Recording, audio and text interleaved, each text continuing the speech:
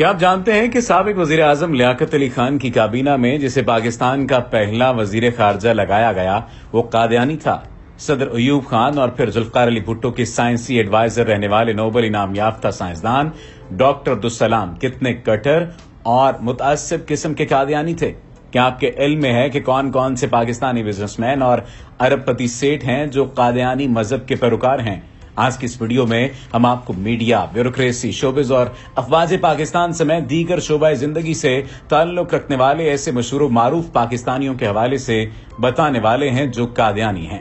لیکن اگر آپ نے ابھی تک ہمارے چینل کو سبسکرائب نہیں کیا تو سبسکرپشن کا بٹن دبا کر سبسکرائب کر لیجئے تاکہ آئندہ آنے والی تمام ویڈیوز آپ کو ملتی رہیں۔ دوستو، مارچ 1889 میں پنجاب کے شہر گرداسپور کے نواح میں قادیان گاؤں سے قادیانی مذہب کی بنیاد رکھی گئی۔ تب سے مرزا غلام احمد کے پیروکاروں کو احمدی مسلم کہا جاتا ہے، تو دوسری جانب علماء کرام نے قادیانیت کو غیر اسلام کہتے ہوئے مورچے سنبھال لیے۔ قیام پاکستان کے بعد 1953 کی تحریک ختم نبوت نے ایک بار پھر قادیانی مذہب کو ہائی لائٹ کیا۔ اس دوران فسادات میں کئی قیمتی جانیں ضائع ہوئیں اور لاہور شہر میں پہلی بار مارشل لاء تک نافذ کرنا پڑا۔ لیکن پھر 7 ستمبر 1974 کا وہ تاریخی دن آیا جب اس قصے کو ہمیشہ کے لیے ختم کرتے ہوئے پرائم منسٹر ذوالفقار علی بھٹو نے نیشنل اسمبلی میں قادیانیوں کو دائرہ اسلام سے خارج کر دیا۔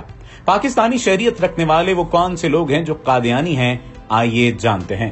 پہلے نمبر پر ہیں سر ظفر اللہ خان چودھری۔ سر ظفر اللہ خان مشہور ڈپلومیٹک قانون دان اور پاکستانی سیاستدان تھے۔ انگریز سرکار کی جانب سے سر کا ٹائٹل دیا گیا اور وہ 1947 تک فیڈرل کورٹ آف انڈیا کے جج بھی رہے۔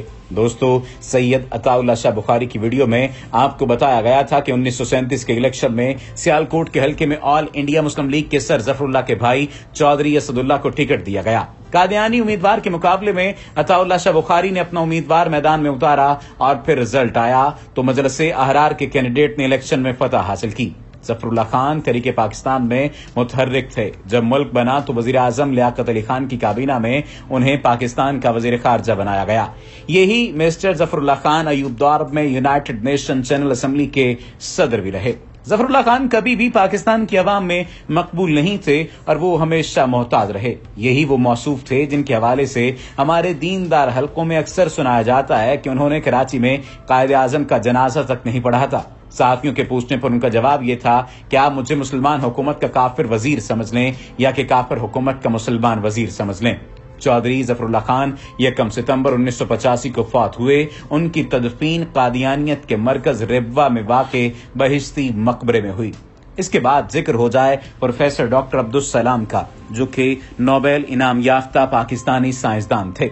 ڈاکٹر عبدالسلام 1926 کو صوبہ پنجاب کے ضلع جنگ میں پیدا ہوئے۔ سابق صدر پاکستان ایوب خان اور ذوالفقار علی بھٹو کے سائنٹیفک ایڈوائزر رہنے والے ڈاکٹر عبدالسلام واحد پاکستانی سائنسدان ہیں جن کے سائنسی کمالات کا اعتراف ساری دنیا کرتی ہے۔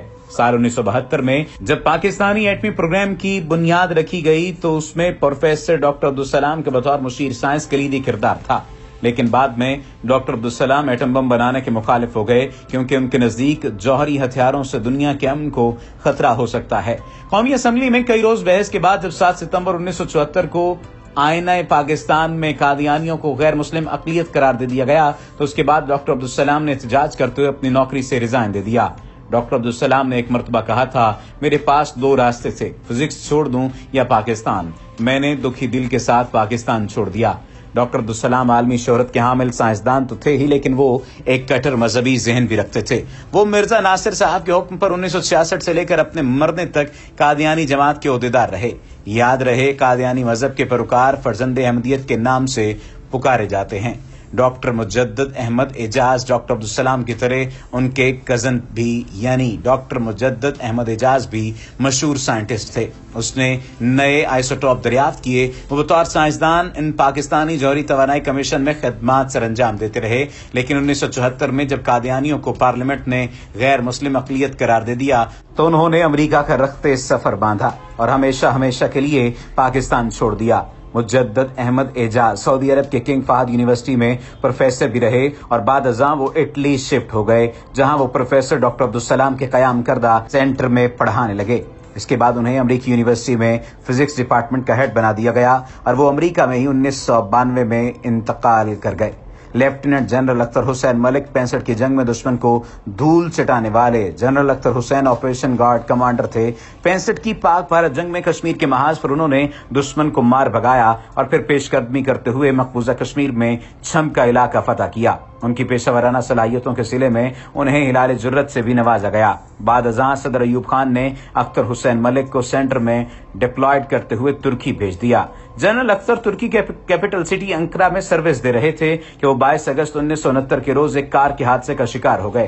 ان کی ڈیڈ باڈی کو پاکستان لایا گیا، وہ بھی ربوہ یعنی چناب نگر میں مدفن ہیں۔ واضح رہے کہ اختر حسین ملک کے بھائی لیفٹیننٹ جنرل ملک بھی 1965 کی جنگ میں سیالکوٹ کے نزدیک چونڈا کے محاذ پر خدمات دے رہے تھے۔ نامور پاکستانی کالم نگار وسعت اللہ خان بتاتے ہیں کہ ایک وقت تھا کہ جب قومی نصاب میں ان کا نام شامل کیا گیا تھا، لیکن بعد میں ان کا نام نصاب سے نکال دیا گیا کیونکہ وہ قادیانی تھے۔ اس کے بعد ذکر ہو جائے مارشل ظفر چودھری انیس کا۔ اگست 1926 کو سیالکوٹ میں پیدا ہونے والے مارشل ظفر چودھری انیس 1945 میں رائل انڈین فورس میں کمیشن حاصل کرنے والے شخص تھے اور قیام پاکستان کے بعد انہوں نے اہم عہدوں پر اپنی خدمات دی۔ جولائی 1971 سے مارچ 1972 تک انہوں نے پی آئی اے کے سربراہ کی۔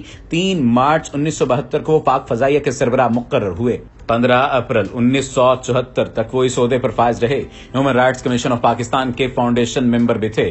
اس کے بعد ذکر ہوتا ہے میجر جنرل افتخار خان کا، وہ جنگجو جو ہلال جرت اور ستارہ پاکستان کے اعزازات رکھنے والے تھے۔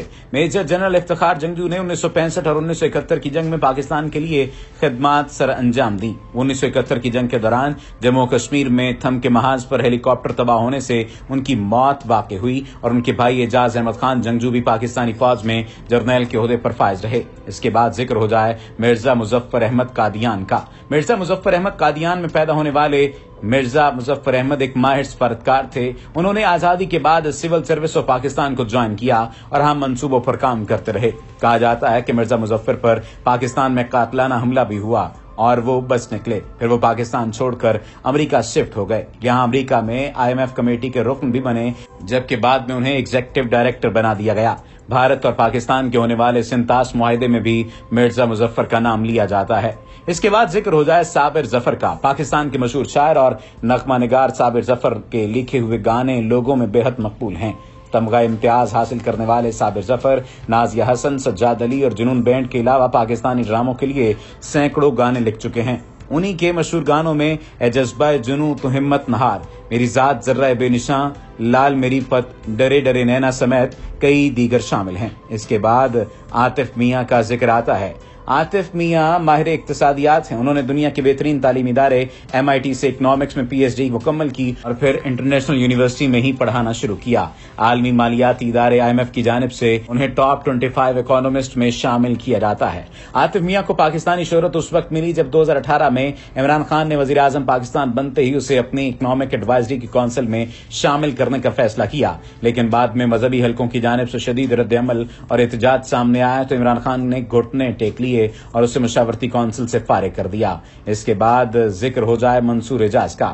1961 میں امریکی ریاست کلوریڈا میں پیدا ہونے والے منصور الہی اعجاز میموگیٹ کے حوالے سے پاکستان میں مشہور ہوئے۔ یاد رہے کہ منصور اعجاز ڈاکٹر مجدد احمد اعجاز کے بیٹے ہیں، جن کے بارے میں آپ کو پہلے بھی بتایا جا چکا ہے۔ نیو یارک میں مقیم منصور اعجاز ایک ارب پتی امریکی بزنس مین ہیں۔ منصور اعجاز پچھلی 2 دہائیوں سے امریکی خفیہ ادارے CIA کے بطور ایجنٹ کام کر رہے ہیں۔ کئی سالوں سے CNN، فاکس نیوز اور BBC کے علاوہ کئی دیگر چینلز میں بھی بطور تجزیہ نگار کام کر رہے ہیں۔ اس کے علاوہ منصور اعجاز کے کالم اور مضامین باقاعدگی سے شائع ہوتے رہتے ہیں۔ اس کے بعد جس شخص کا ذکر کیا جا رہا ہے انہیں قادیانیت میں بہت زیادہ اہمیت حاصل ہے۔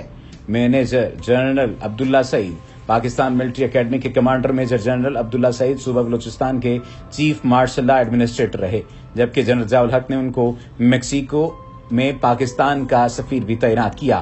عبداللہ سعید کا تعلق قادیانی مذہب کے ایک الگ فقہ سے تھا۔ ان کے والد ڈاکٹر سعید احمد خان احمدی جماعت لاہوری فرقے کے صدر تھے۔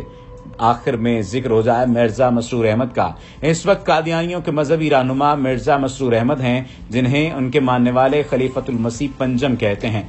मिर्जा मसरूर अहमद 15 सितंबर 1950 के रोज पाकिस्तान के शहर चिन्योट के करीब रिब्वा में पैदा हुए। अपनी कॉलेज की तालीम रिब्वा से हासिल की। वाज़ेह रहे कि क़याम पाकिस्तान के बाद कादियानियों ने पाकिस्तान की आवाम से कई 100 एकड़ की जमीन लेकर रिब्वा शहर आबाद करके इसे कादियानी मजहब का हेडक्वार्टर बनाया।